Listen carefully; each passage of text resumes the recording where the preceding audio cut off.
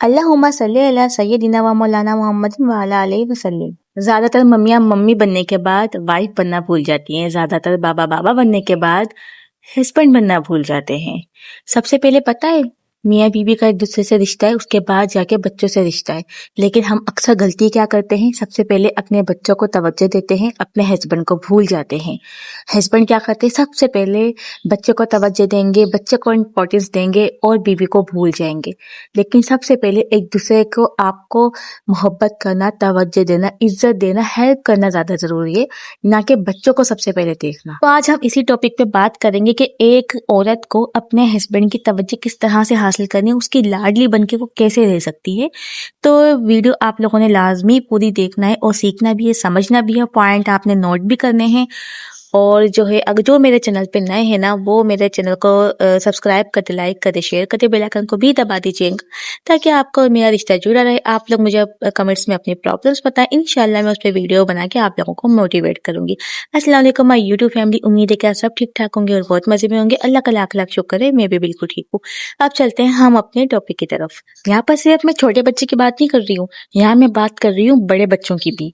अक्सर मम्मियाँ क्या करती हैं, अगर आपके हस्बैंड ने कोई चीज मांगी है ना और साथ साथ में आपके बच्चे ने भी मांग लिए, तो सबसे पहले वो क्या करेंगी, अपने बच्चे को देंगी, जो कि गलत है। सबसे पहले आपको अपने हस्बैंड को देनी है वो चीज।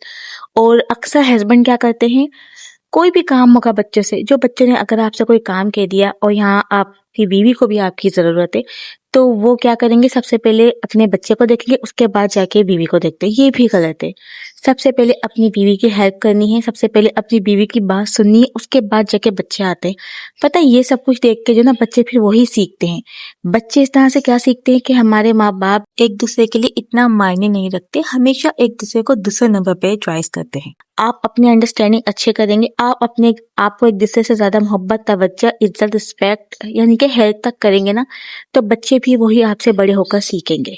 लेकिन हमारी जो मम्मियां हैं ना, अक्सर गलतियां यही करती हैं, शोहर को तवज्जो नहीं देती हैं, शोहर को शोहर के हाल पे छोड़ा हुआ होता है। वो माँ बनती हैं तो ये समझ ले कि उनके ऊपर एक पहाड़ टूट जाता है। वो समझती है कि दुनिया की सारी जंग ना मैंने लड़नी है, दुनिया की सारी जो है ना थकावत मेरे पास आ गई है, अब मैं ऐसी बन गई हूँ कि मैं कुछ नहीं कर सकती। और यहाँ पे और शोहर का और जो बीवी का रिश्ता ना, वो कमजोर पड़ जाता है। शोहर अक्सर दूसरी औरतों के पास तब जाता है जब वो माँ बन जाती है, क्योंकि फिर वो अपने शोहर को वो केयर नहीं दे पाती, वो मोहब्बत नहीं दे पाती, वो प्यार नहीं दे पाती। जबकि अगर बीवी, यहाँ मैं ये बात भी कहूंगी कि शोहर को भी ये बात समझने की जरूरत है कि वो भी अपनी बीवी को सपोर्ट करे, क्योंकि वो कंडीशन ऐसी होती है, जब वो माँ बनती है ना, तो सबसे ज्यादा उसको सपोर्ट उसके हस्बैंड की होती है। वो चाहती है कि अब उसका हस्बैंड उसका ख्याल रखे, उसकी खैर करे।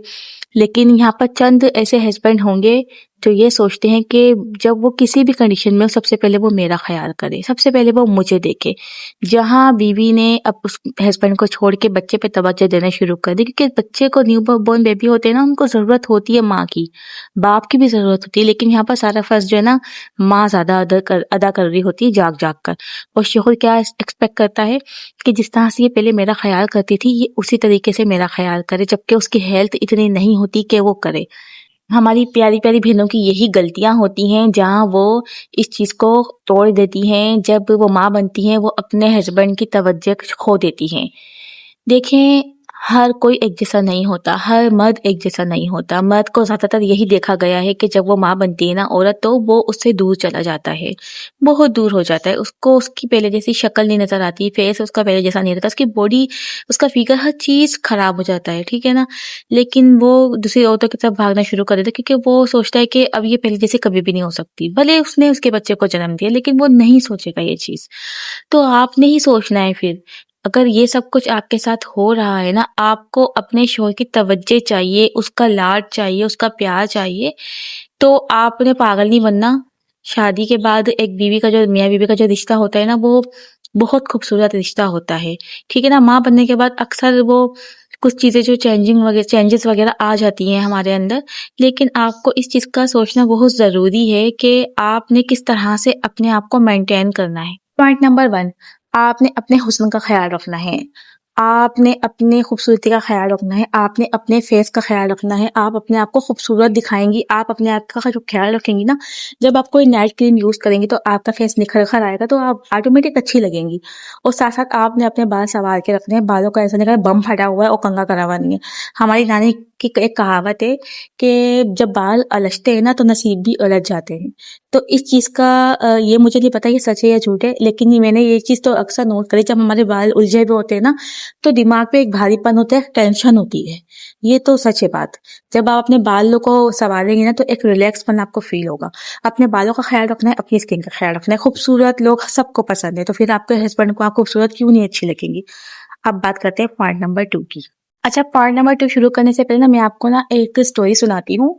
एक लड़की थी, जब उसकी नई-नई शादी हुई ना, तो उसने कहा कि मैं अपने शौहर का ना कोई काम नहीं करूँगी। उसने अपने शौहर से खुद कहा कि मैं आपका कोई काम नहीं करूँगी क्योंकि मैंने अपने घर में इतना ज़्यादा काम नहीं किया है, तो मैं यहाँ पर नहीं करूँगी।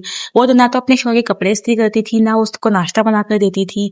सारा दिन वो सोती रहती थी और वो कहती थी बस मुझे बाज़ार का खाना ला के दो, मैं खाती रहूँगी।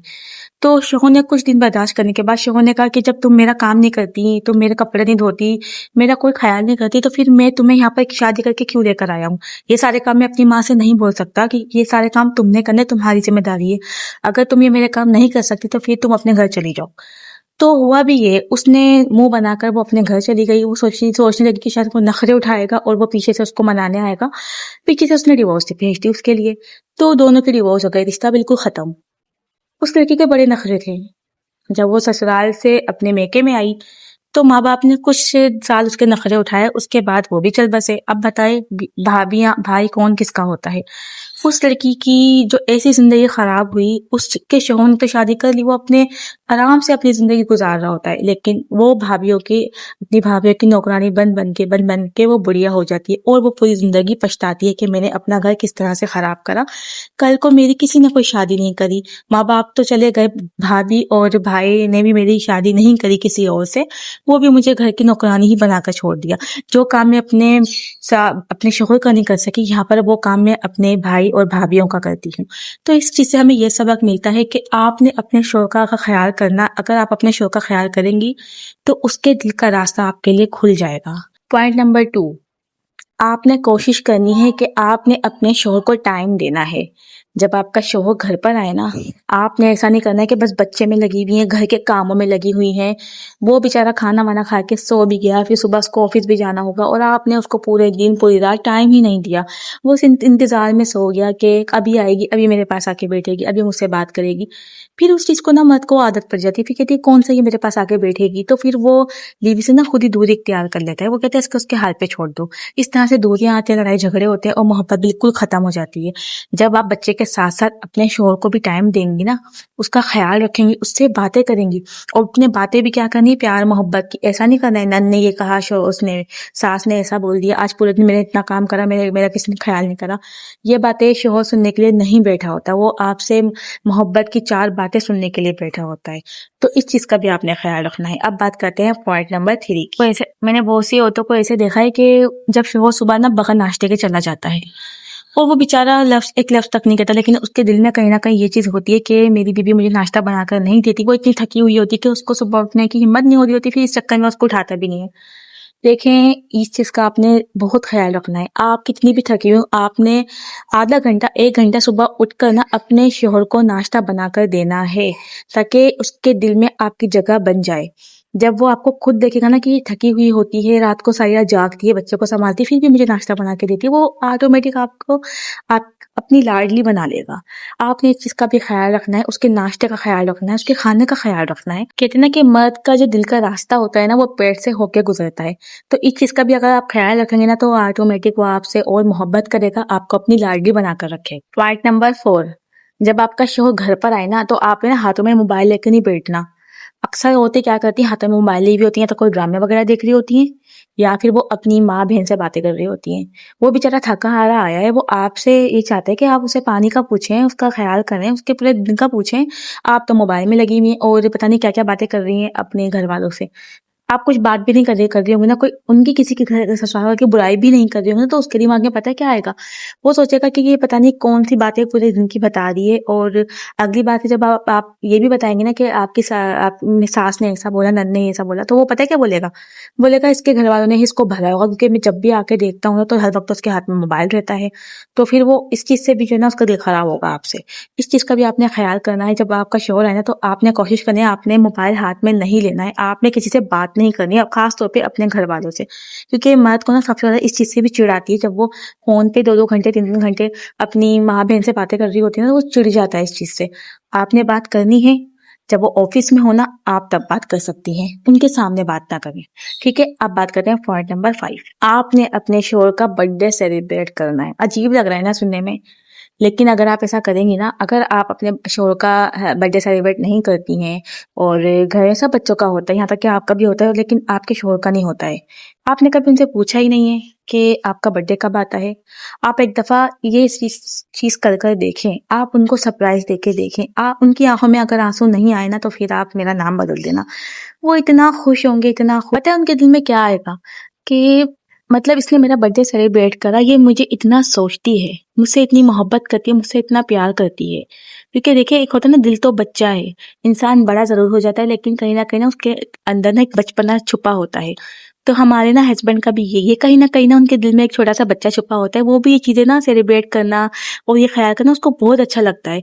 लेकिन हम लोग क्या करते हैं, सिर्फ जिम्मेदारी में उसको ढक देते हैं। बस वो जिम्मेदारी ही अपनी पूरी करता रहता है, कभी उसके दिल की कोई ख्वाहिश नहीं पूछते, कभी ये नहीं सोचते कि उसकी भी ख्वाहिश है, उसका भी क्या दिल करता है। वो भी चाहता है कि मैं भी कुछ सेलिब्रेट करूँ, मैं खुश रहूँ। सारे के सारे बस घर का सामान लाने में मसरूफ रहता है, या तो फिर बच्चों की स्कूल की फीस जमा करवाने में, या फिर क्या कहते हैं, बिजली के बिल जमा करवाने में। इन चीजों में हमने अपने शौहरों को रखा हुआ होता है, कभी उसकी खुशी से हमने पूछी ही नहीं होती। अगर ये बिना पूछे आपने अगर थोड़ी सी उसकी खुशी दे देंगी ना, उसकी बर्थडे सेलिब्रेट कर लेंगी, तो यकीन माने अपने दिल की रानी बना लेगा, आपको अपने लाडली बना लेगा। कोई नहीं रोक सकता कि आप उसके दिल की मलका बन के रहें। ये आप जरूर ट्राई करना एक दफा। अब हम बात करते हैं पॉइंट नंबर 6। आपने अपने शौहर के साथ साथ खाना खाना है। ये आदत ना उसको इतनी अच्छी लगेगी ना, आपके हस्बैंड को इतनी अच्छी लगेगी ना, क्योंकि वैसे भी जो है ना, अगर मियाँ बीवी दोनों साथ खाना खाते हैं ना बैठकर, तो वैसे भी मोहब्बत बढ़ती है। कोशिश करें कि जब भी आप खाना खाएं ना, अपने शौहर के साथ खाएं। आप थोड़ा सा वेट कर लें, उनके आने का वेट कर लें, वो साथ खाना खाएं। साथ खाने से मोहब्बत भी बढ़ती है और एक दूसरे को टाइम स्पेंड करने का मौका भी मिलता है। और ये आदत आपके हस्बैंड को भी बहुत अच्छी लगेगी। रात का खाना हो गया, चाहे नाश्ता हो गया सुबह का, या दोपहर का खाना हो गया, जो आप साथ खा सकती है ना, आपने कोशिश करनी है कि साथ खाएं। अगर आप दोपहर का खाना स्किप कर देती हैं, क्योंकि आपके अगर हस्बैंड लेट आते हैं, तो रात का खाना तो आपने मस्ट अपने हस्बैंड के साथ ही खाना है। ये अपने दिमाग में ये बात आपने बिठा लेनी है। तो बस ये थी हमारी आज की वीडियो, और उम्मीद है कि आप लोगों को मेरी वीडियो पसंद आई होगी। अगर आप लोगों को मेरी वीडियो से कुछ भी सीखने का मौका मिला है ना, तो मेरे चैनल को सब्सक्राइब कर दे, लाइक कर दे, शेयर कर दे। दुआ में भी याद रखिएगा, अपनी राय का इजहार जरूर करना कमेंट में। मिलते हैं नेक्स्ट वीडियो के साथ, जब तक के लिए अल्लाह हाफिज।